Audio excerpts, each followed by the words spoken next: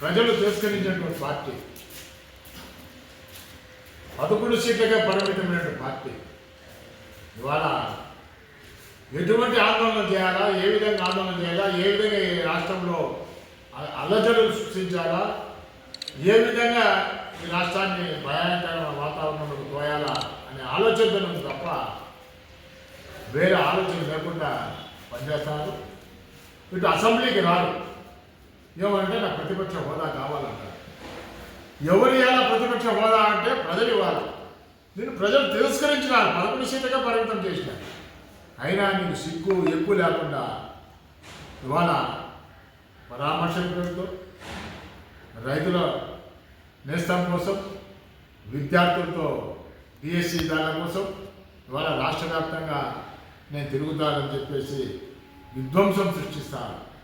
ఎక్కడకో అక్కడ అలజడి, రఫా రఫా అన్నారు కార్యకర్తలు, గుడ్డలిప్పుతారు, కైపెక్కి గుడ్డలెప్పి ధ్యానం చేస్తున్నారు అందరూ.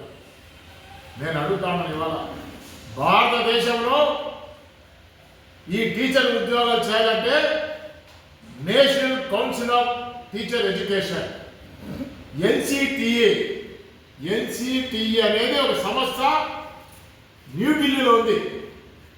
వారి యొక్క గైడ్ లైన్స్తోనే ఏ రాష్ట్రమైనా సరే టీచర్ పోస్ట్ ఉద్యోగాలను భర్తీ చేయడానికి వారు నెలకొల్పినటువంటి గైడ్ లైన్స్లోనే అవి పూర్తి చేయాలి.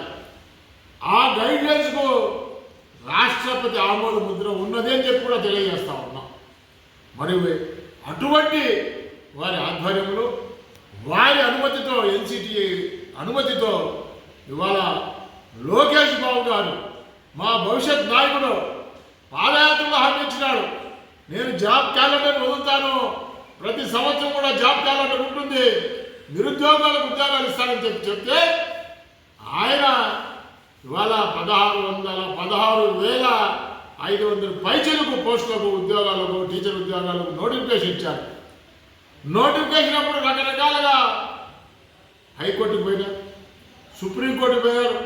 దాదాపుగా 300 కేసులు వేస్తే వాటన్నిటి కూడా సమాధానం చెప్పి విత్డ్రా చేయించి పకడ్బందీగా, ఏ చిన్న సమస్య కూడా లేకుండా పకడ్బందీగా డిఎస్సి నిర్వహిస్తే అందులో మెరిట్ ప్రకారమే, ఎవరైనా సరే మెరిట్ ప్రకారమే ఉద్యోగాలు ఇస్తే ఆ ఉద్యోగాలు కూడా వాళ్ళు చేరిన 1.5 సంవత్సరం తర్వాత రాష్ట్రంలో అల్లజడి లేపాలని ఏదో జరిగిపోయింది, ఏమేమో జరిగిపోయింది దాని ఉద్దేశంతో ఇవాళ నిరసన దీక్ష చేస్తామని చెప్పి బయటకు వస్తాం రోడ్ల మీదకి.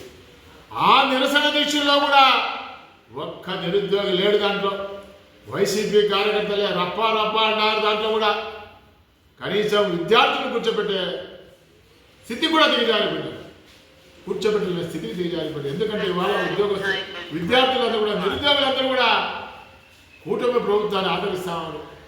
ఎందుకంటే జాబ్ క్యాలెండర్లు వస్తూ ఉన్నాయి. ఇవాళ 2 నెలల తర్వాత తిరిగి డిఎస్సి ఉంటుందని చెప్పేసి లోకేష్ బాబు గారు చెప్తారు.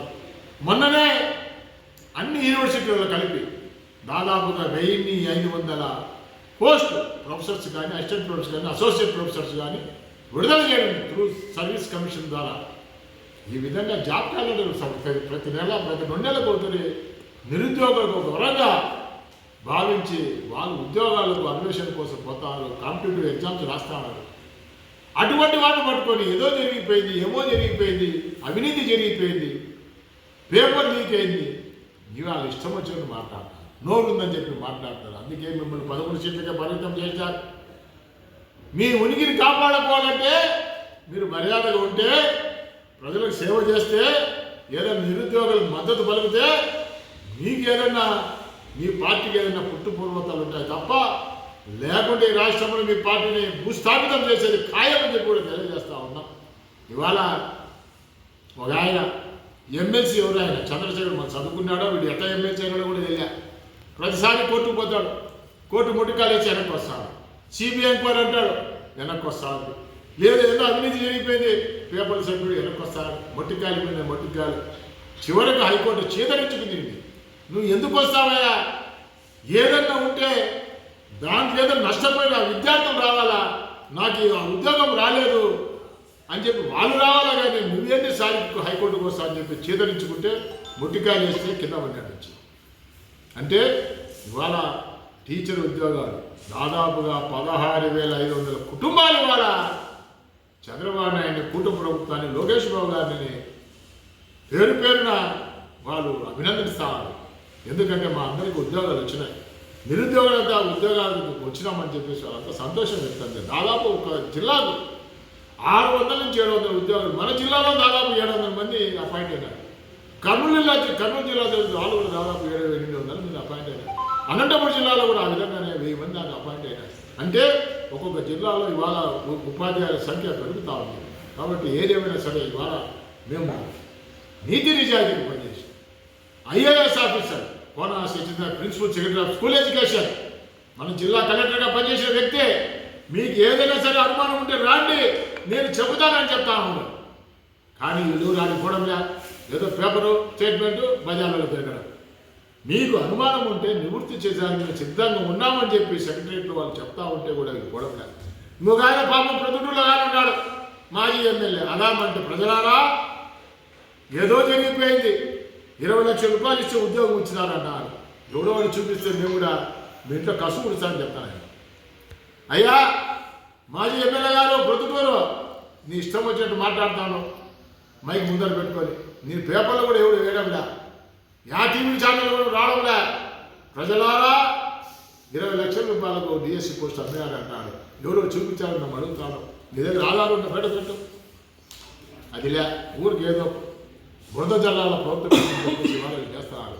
కాబట్టి మీ జీవితంలో మీరు ఉన్నటువంటి 5 ఏళ్ల కాలంలో ఒక్క డిఎస్ఏలు పెట్టారని మేము అడుగుతాను.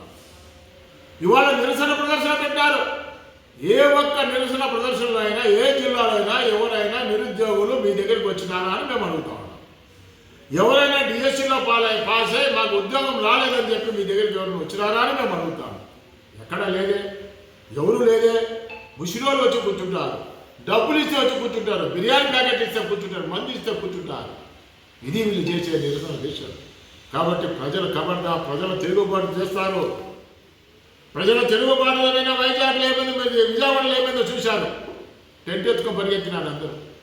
అంటే అక్కడ నిరుద్యోగులు లేరు. వాడు నిరుద్యోగం ఉంటే పోరాడినా, సార్ నాకు ఉద్యోగం రాలే, ఇంకా నేను పాస్ అయినా, నా ర్యాంక్ ఇది, నాకు ఉద్యోగం రాలేదని చెప్పిండేవాడు. ఎవ్వరు లేరు, అంత గుండాలు. కాబట్టి ఈ విధంగా ప్రజలు మోసం చేసిందండి, ప్రజలు భయప్రాంతం చేసిందండి. రప్ప రప్ప రప్ప అంటాడు. ఏం రప్పని అర్థం కాదు. నీకు దమ్ము ధైర్యం ఉంటే జగన్మోహన్ రెడ్డి గారు సిబిఐ ఎంక్వైరీ డిఎస్సి మీద కదా రాసింది. మీ చిన్నాయన చంపిన వాళ్ళ మీద ఏమని చెప్పు. పులివెందులో మీ చిన్నాయన చంపింది ఎవరో నీకు తెలుసు, మీ కుటుంబ సభ్యులందరికీ తెలుసు. అప్పుడు అడగ సిబిఐ ఎంక్వైరీ కావాలని. అది అడగదు. ఏదన్నా అంటే ఇది లేదు. గ్రూప్ వన్ మీరు జరిపినటువంటి గ్రూప్ 1 దాని మీద అడగా సిబిఐ ఎంక్వైరీ. దానికి అడగదు. వందల కోట్ల రూపాయలు వసూలు చేసినారు, దాని మీద అడగదు. కాబట్టి ఏదేమైనా సరే ఈ రాష్ట్రంలో అలజడులు సృష్టించాలంటున్న చూస్తున్నారు. కాబట్టి చంద్రబాబు నాయుడు గారు దీన్ని తీవ్రంగా పరిగణన తీసుకుంటాడు. మీ ఆర్డర్ సాగమని చెప్పి తెలియజేస్తాను. మీరు ఏదైనా ఉంటే ఉనికిని కాపాడుకోండి, లేదంటే అది కూడా లేదు. వైసీపీ పార్టీ అనేది భూస్థాపితం అయిపోతుంది, ప్రజలు భూస్థాపితం చేస్తారు మిమ్మల్ని. దయచేసి ఇటువంటి ఉద్యోగాలు వచ్చిన జీవితాంతం ఆడుకోవద్దని చెప్పి తెలియజేస్తాను. రానోళ్ళు ఉంటే వాళ్ళు పోతారు కోర్టు, వాళ్ళ తల్లిదండ్రులు పోతారు కోర్టుకు. కాబట్టి ఎక్కడ కూడా ఏ విధంగా కూడా చిన్న లోపం లేకుండా పకడ్బందీగా నిర్వహించే డిఎస్సి. కాబట్టి చాలా సంతోషంగా ఉన్నారు ఉద్యోగాలు వచ్చిన. అదేవిధంగా దాదాపు 7,000 మంది పోలీసు ఉద్యోగాలు కూడా వచ్చినాయా జాబ్ క్యాలెండర్లో. ఏ ఒక్కరు కూడా మాకు అన్యాయం జరిగిందని రాలేదు బయటికి. ఏ ఒక్కరు కూడా అన్యాయం జరిగిందని రాలేదు.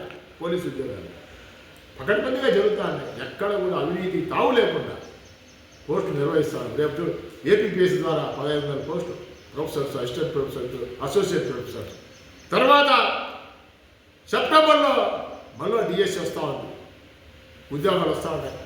కాబట్టి ప్రతి తూరు కూడా రెవెన్యూలో కానీ, గవర్నమెంట్లో కానీ ప్రతి చోట కూడా ఉద్యోగాలు వస్తారు. ఇవాళ ఈ రాష్ట్రంలో మన జిల్లాలో చూసుకోండి, ఎక్కడికో ఇది మన జిల్లాలో చూసుకోండి. ఇవాళ జేఎస్డబ్ల్యూ స్టీల్ ప్లాంట్ వస్తుంది, ముమ్మరంగా పనులు జరుగుతున్నాయి. అదేవిధంగా దాల్మియా సిమెంట్లో 3,000 కోట్ల రూపాయల పైన ఎక్స్టెన్షన్ ప్లాంట్.